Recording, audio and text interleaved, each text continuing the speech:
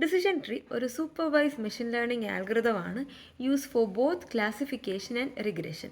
ഇതെങ്ങനെയാണ് വർക്ക് ചെയ്യുക എന്ന് വെച്ചാൽ ഡേറ്റയെ സ്മോളർ സബ്സെറ്റ്സായി സ്റ്റെപ്പ് ബൈ സ്റ്റെപ്പ് സ്പ്ലിറ്റ് ചെയ്യും until the decide output is reached.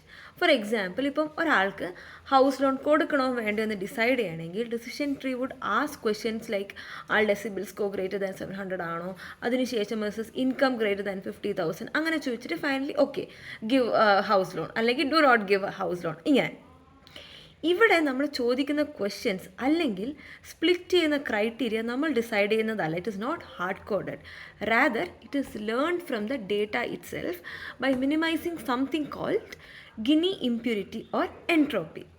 അതായത് ഇപ്പോൾ നമ്മുടെ കയ്യിൽ ഓറഞ്ചും ആപ്പിളും ഉണ്ട് and we need to classify dum.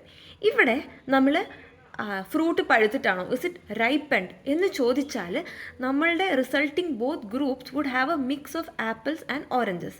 അതായത് രണ്ട് ഗ്രൂപ്പിലും ഇംപ്യൂരിറ്റി കൂടുതലാണ്. Instead ask a question like is it red in colour. അപ്പം നമുക്ക് കിട്ടുന്ന ഒരു ഗ്രൂപ്പിൽ കൂടുതൽ ഓറഞ്ചസും ഒരു ഗ്രൂപ്പിൽ കൂടുതൽ ആപ്പിൾസും ഉണ്ടാകും. അതായത് ഗ്രൂപ്പ്സിൻ്റെ ഇംപ്യൂരിറ്റി കുറവാണ്.